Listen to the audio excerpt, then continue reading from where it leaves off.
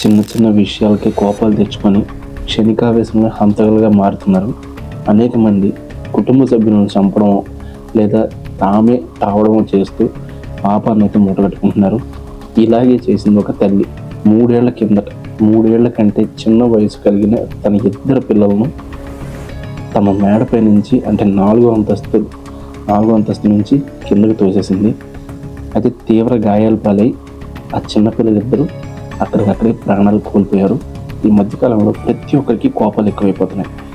ఎవరిని చూసినా చిన్న చిన్న కారణాలకే విపరీతమైన కోపం తెచ్చుకుంటూ క్షణికావేశానికి లోనవుతూ తమ ప్రాణాలు తీసుకోవడం, లేకపోతే తనకు సంబంధించిన వాళ్ళ ప్రాణాలు తీసేయడము చేస్తున్నారు. అలాగే చేసింది ఒక తల్లి. ముఖ్యంగా తమ ఇంట్లో 4వ అంతస్తు బాల్కనీ నుంచి పిల్లలిద్దరిని కిందకు తోసేసింది.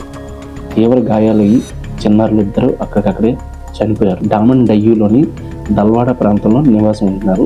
సీమా యాదవ్కు భర్తతో పాటు 2 కుమారులు కూడా ఉన్నారు. అయితే ఆ 2 చిన్నారుల వయసు 3 ఏళ్ల కంటే తక్కువ ఉంటుంది. పెళ్ళై పిల్లలు పుట్టిన కొంతకాలం పాటు హాయిగానే సాగింది. వీరి కాపురంలో మనస్పర్ధలు వచ్చాయి. దీంతో సీమా యాదవ్కు ఆమె భర్తకు రోజు గొడవలు జరుగుతుండేవి. వాటిని తగ్గించుకోవాలని ఈ జంట ఎంత ప్రయత్నిస్తున్నా కూడా అవి తగ్గలేదు. ముఖ్యంగా జనవరి 20వ తేదీ రోజు రాత్రి వేళ కూడా సీమాకు తన భర్త మధ్య గొడవ జరిగింది. ఒకరిపై ఒకరు నిందలు వేసుకుంటూ గట్టిగా తిట్టుకున్నారు. తల్లిదండ్రుల గొడవకు మేల్కొన్న చిన్నారులు ఇద్దరూ ఏడవడం ప్రారంభించారు. అయితే అది గుర్తించిన సీమ వారిని ఎత్తుకుని బుజ్జగించాల్సి పోయి కోపంతో తీసుకెళ్లి 4వ అంతస్తు బాల్కనీ నుంచి వాళ్ళిద్దరిని కింద పడేసింది. ఆ తర్వాత తను కూడా దూకడానికి ప్రయత్నించింది. కానీ విషయం తెలుసుకున్న వాళ్ళ భర్త తను గుర్తించి తను వెనక్కి అయితే లాగేశాడు. తర్వాత వెంటనే కిందకి వెళ్ళి తీవ్ర గాయాలయ్యి తన 2 కుమారులను ఆసుపత్రికి తీసుకెళ్లారు. కానీ అప్పటికే ఆ చిన్నారులు ఇద్దరు ప్రాణాలు కోల్పోయారు. డాక్టర్ల ద్వారా విషయం తెలుసుకున్న పోలీసులు అయితే సీమా యాదవ్కు కేసు నమోదు చేశారు.